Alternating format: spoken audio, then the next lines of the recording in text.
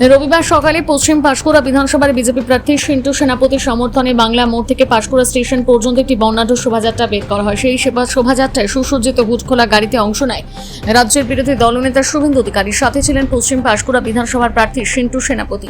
রাজ্যের বিরোধী দলনেতা শুভেন্দু অধিকারী রোড শো শেষে পাঁশকুড়া স্টেশনের সভামঞ্চ থেকে এলাকাবাসীর উদ্দেশ্যে কি বলেছেন শোনাবো।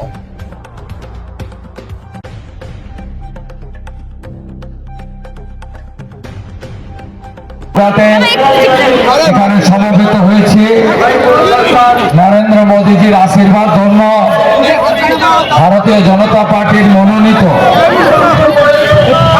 তরুণ প্রার্থী, লড়াকু প্রার্থী, আমাদের বিচারধারার সঙ্গে যার ছাত্র জীবন থেকে বর্তমান তার অতিবাহিত করেছেন নিষ্ঠার সঙ্গে। অ্যালাউন্সটা বন্ধ করবেন। সিন্টু সেনাপতি, ওই মাইকটা একটু বন্ধ করবেন। আর প্রতীক চিহ্ন পদ্ম ফুল আপনারা জানেন। ইভিএম এ কত নম্বরে টিকবেন 23 তারিখে? আরো জোরে বলুন, আরো জোরে বলুন, আরো জোরে বলুন। 3 নম্বরে পদ্ম ফুল চিহ্ন রয়েছে। যে পদ্ম ফুল না হলে আমাদের কোনো শুভ পুজো হয় না। ভগবান যে পদ্ম ফুল দিয়ে রামচন্দ্রের পুজো করেছিলেন, সেই পদ্ম ফুল প্রতীকে ভোট দান করার পবিত্র সুযোগকে কাজে লাগাবেন।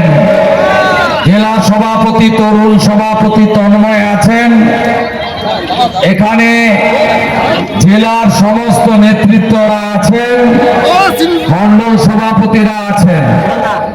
যেহেতু মহান যোগী আদিত্যনাথজি কাঁথিতে পৌঁছাবেন 3টায়, আমি প্রস্থান করব। আপনাদের সকলের আশীর্বাদ সিন্টুর উপরে যেমন বর্ষিত হবে, আপনাদের আশীর্বাদ আমার উপরও দরকার, যাতে আমি আরেকবার নন্দীগ্রামের মতো ভবানীপুরে মাননীয়াকে হারাতে পারি। চারিদিকে ঝড় উঠেছে, পদ্ম পদ্ম পদ্ম পিসিমণি জব্দ।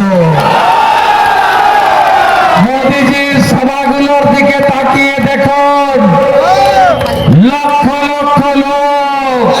কোথায় যাবে তুমি?